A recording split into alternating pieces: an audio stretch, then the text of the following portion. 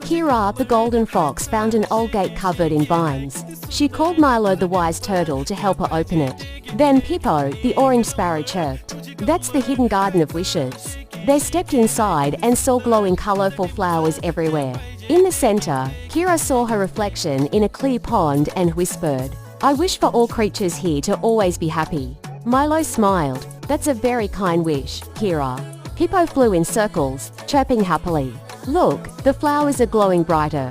Flower petals floated up, filling the garden with warm light. Kira looked up and smiled, feeling her wish was granted. From that day on, Kira, Milo, and Pippo often visited the hidden garden to share their hopes and prayers for everyone's happiness.